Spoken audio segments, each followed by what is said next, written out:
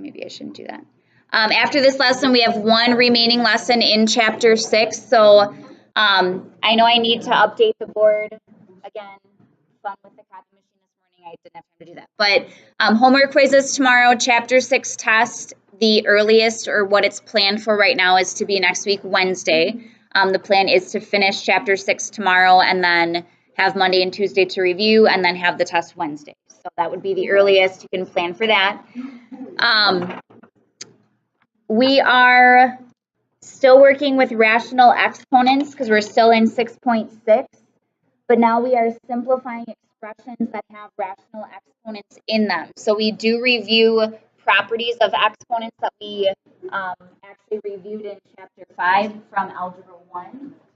But we'll review those now when you have fractions as your exponents.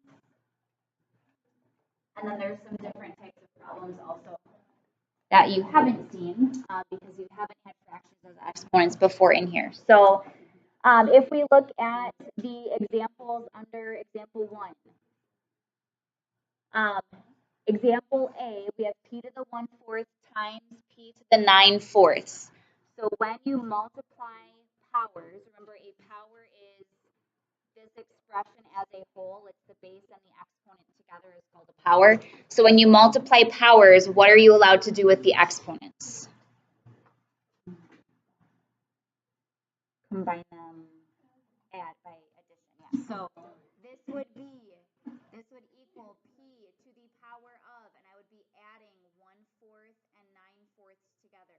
Now this one is nice because you already have a common denominator.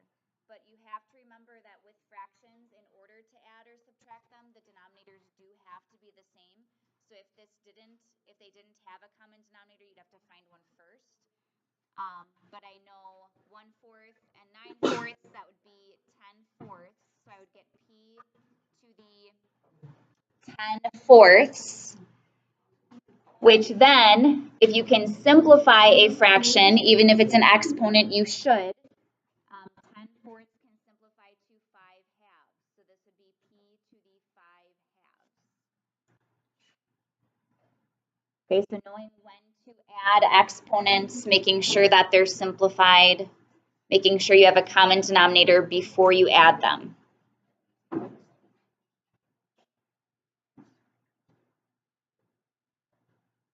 All right, and then if we look at B, we talked about this yesterday, and I know it can be hard to see, but in example B, you do have a negative exponent. It is r to the negative 4/5. So with the examples we did yesterday, how did we say we make that exponent positive? Because that's your first step. Yes, so if this is over 1, take the reciprocal. All exponents have to be positive. So I would have 1 over r to the positive 4/5. Now, this isn't done, though. And if we look above, so it does say, like I just said, write each expression with all positive exponents, but it also says that any exponent in the denominator of a fraction must be a positive integer.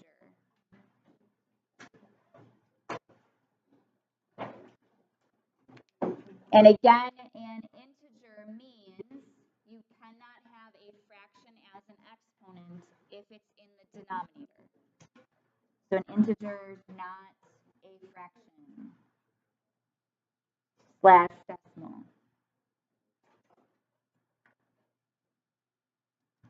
So I cannot leave r to the 4/5 in the denominator because the exponent is a fraction. Now the reason why, and you don't have to change it to a radical, but what we had gone through yesterday is thinking of what the 4/5 power represents. This represents the 5th root of r to the 4th. Okay, and we had talked about in 6.5 how you can't leave a radical in a denominator. So the reason why you can't have a rational exponent in a denominator is because a rational exponent is a radical, and you can't leave a radical in the denominator. So to rationalize the denominator, you can, if it's helpful to you, you can change it into radical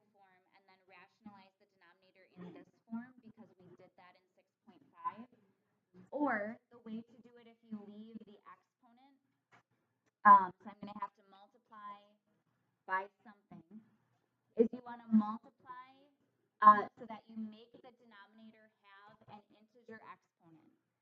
So what that means is I'm going to multiply by r to a power, knowing that when I multiply, I add the powers. What would I add to 4/5 to make it a whole number? 1/5. So I'm going to multiply by r to the 1/5 on the bottom and on the top. And then I get 1 times r to the 1/5, so r to the 1/5 on the top.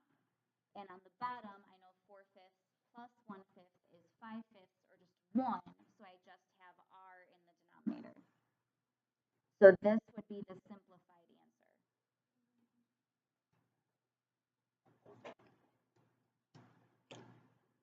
And that would be equivalent, the radical form of that would be the 5th root of r on the top, and then you have r on the bottom. That's what the radical equivalent form would be. So you just can't have a fraction as an exponent on the bottom of a fraction. You can on the top. Okay, so why don't you go ahead? Stretching question.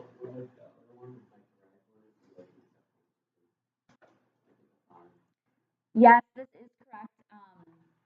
When you're switching between the two forms, generally you want to give the answer in the form that the problem was given in. So if you were given exponents, you'd want to give exponents for your answer. But if you gave this as your answer, it is correct. I would accept that. If you changed it, if that's easier for you to work with, that's fine. Okay, so why don't you go ahead and do examples C and D, simplify those expressions, and then we'll go on to the remaining examples.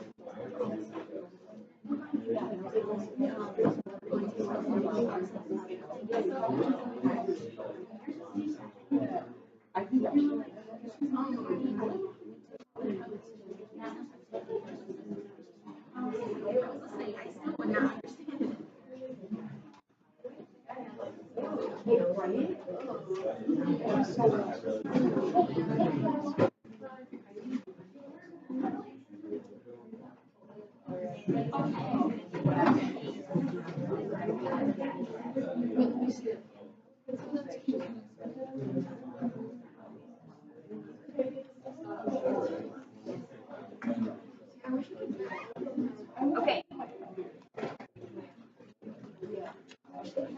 Double check, but I think we're okay. Not all of you had everything answered when I walked around, so just double check that you have it. And if you gave the radical form of the answer for D, again, that's fine. There are 3 examples I'd love to go through with you.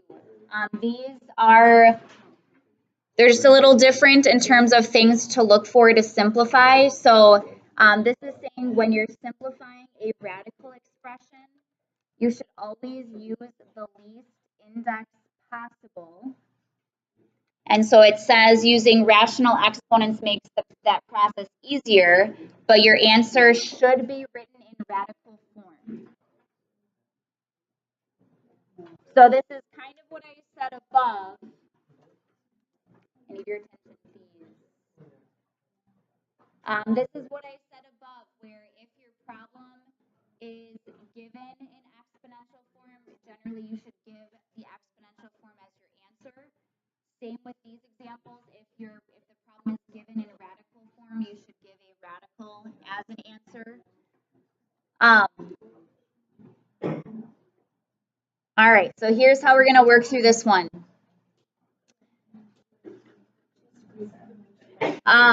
If we look at A, we have the 4th root of 32 over the cube root of 2. So I actually talked about this, I know it was on Friday and some of you were gone, but I talked about how when you are simplifying radicals, if you notice that you have numbers that you can write as another number to a power, you should do that. It helps you simplify. So when I look at the 4th root of 32 and the cube root of 2, I know like 2 is in its simplest form. Cube root of 2, I can't do anything with that. 32 though, 32 can be written as a number to a power. Anybody know what that number to a power is?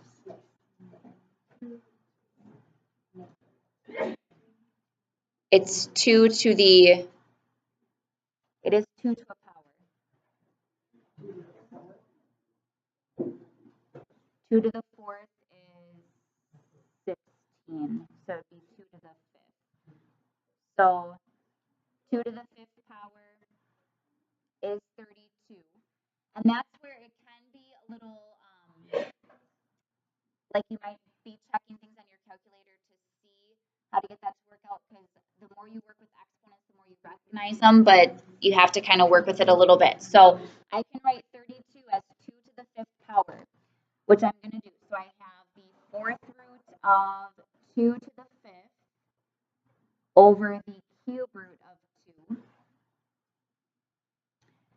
And now another thing I noticed here is now because I have 2, I know I have 2 to the 5th on the top, but I do have the number 2 or the base of 2 in both of these radicals.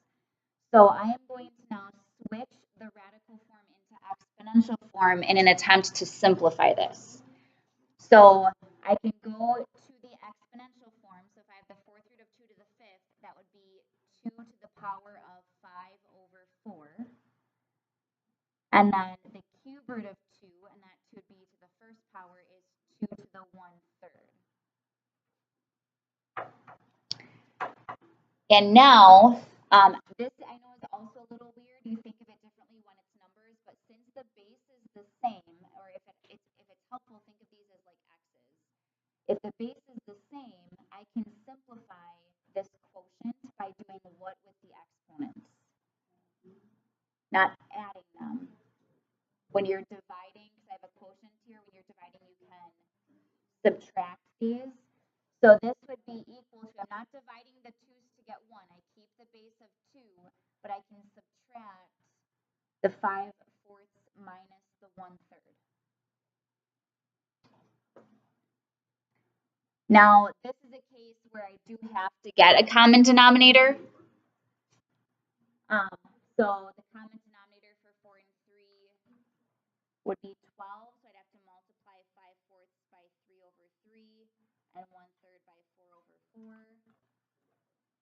So I get 2 to the 15/12 minus 4/12, which is 2 to the 11/12. Okay, so I just used exponents to simplify that expression. I started out with dividing two radicals, and I got it down to just one term. I no longer have a quotient. And then it does say above, because this was in radical form, I should now switch this back into radical form to give my answer. So if I have the power of 11 over 12, that would be the 12th root of 2 to the 11th. And you could figure out 2 to the 11th, or I would just leave it. It's going to be a big number, so you can just leave that. But that would be the 12th root of 2 to the 11th. Okay, so using exponents to rewrite, those can be a little bit tricky questions there.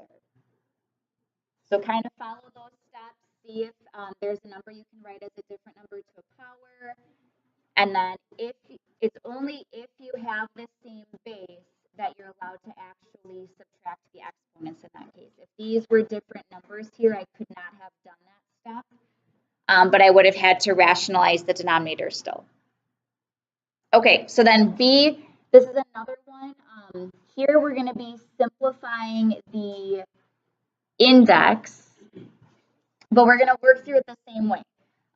So if I have the 6th root of 4x to the 4th, looking at this 4, I know I can write as a number to a power. I know 4 is 2 squared. So I'm going to change this to be the 6th root of 2 squared times x to the 4th.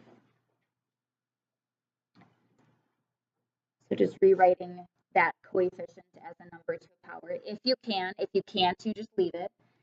And then if I switch this into exponential form, I'll be able to simplify the exponents. So this would be, I'm going to write it this way first. I have the quantity 2 squared x to the 4th.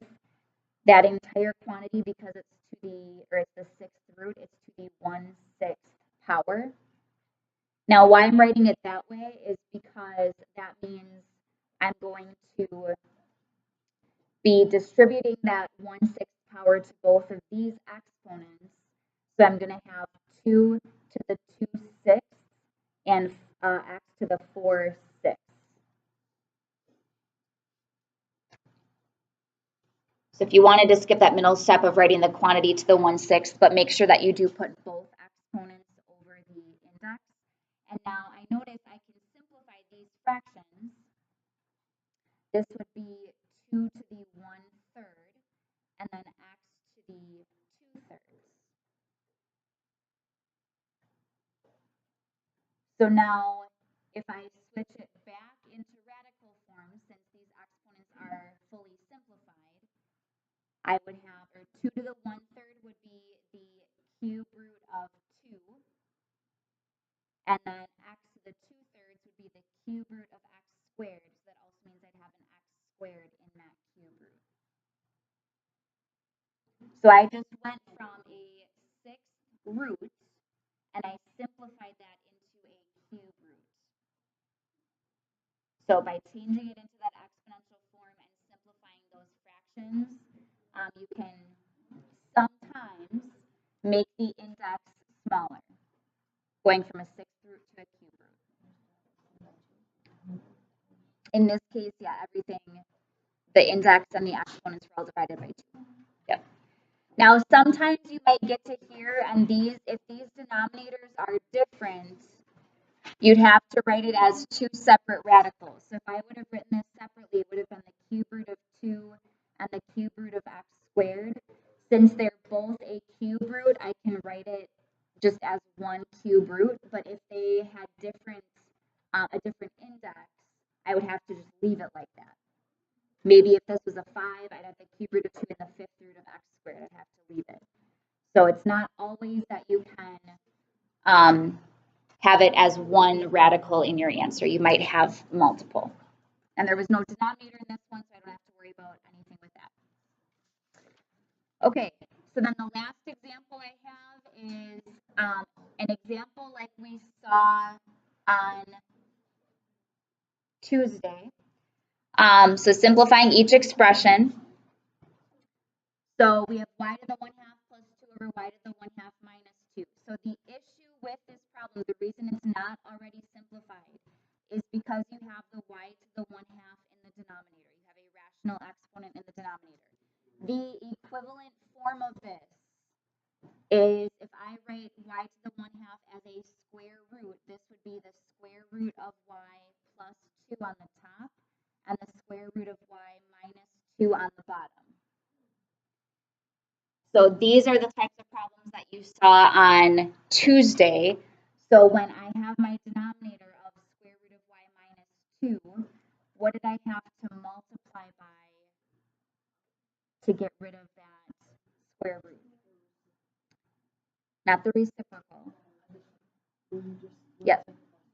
Yeah, where it's plus 2, the conjugate is what it's called. So the square root of y plus 2, I would do that on the bottom and on the top. So if you wanted to write that in, this is the conjugate. So notice I did switch it into radical form and I found the conjugate, but you could also just keep it in this exponential form and multiply by the conjugate, which would be y to the 1/2 plus 2. So you don't have to switch it into the radical form, whatever is easier for you to understand. The radical form we've already worked with. So if you want to switch it into something that looks familiar to what we did on Tuesday, you certainly can do that. And then just with one of these two forms, you just multiply. I'm going to keep it in the exponential form just because we haven't done that yet. But if you want to work through it with radicals and make sure you get the right answer, you can. So on both the top and the bottom, I have to FOIL. So y to the 1/2 times y to the 1/2. You add the exponents. 1/2 plus 1/2 is 1. So that would just be y. And then I would have y to the 1/2 times 2 would be plus 2y to the 1/2. And then another 2 times y to the 1/2 is plus 2y to the 1/2. And then 2 times 2 would be plus 4. And then on the bottom, y to the 1/2 times y to the 1/2 is y. Y to the 1/2 times 2 is plus 2y to the 1/2. Negative 2 times y to the 1/2 is minus 2y to the 1/2. And then negative 2 times 2 is minus 4. So on the bottom, remember with conjugates, what you should see happen is those middle terms that are like terms should cancel out. I have a positive 2y to the 1/2 and a negative 2y to the 1/2. And all I'm left with on the bottom is y minus 4. So I no longer have a rational exponent.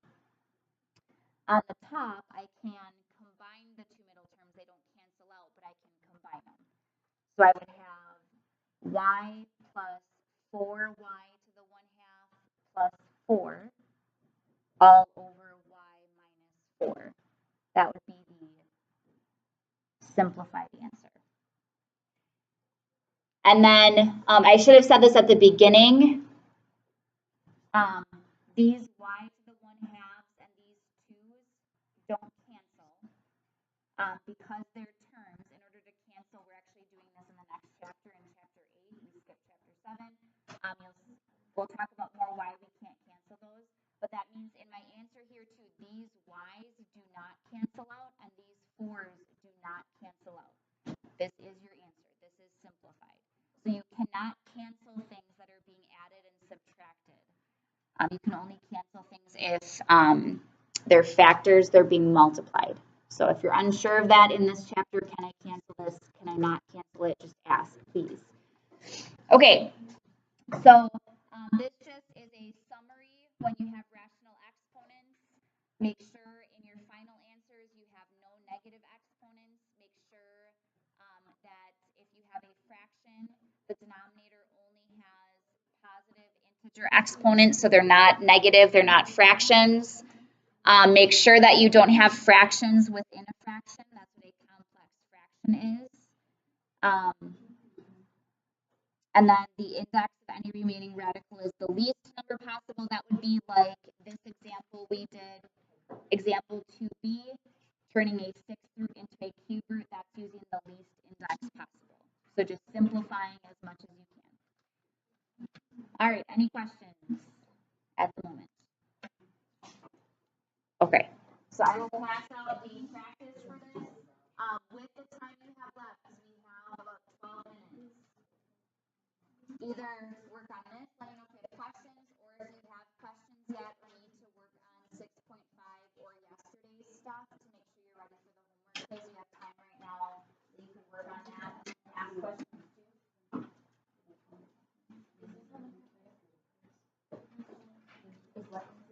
This is not, today is not.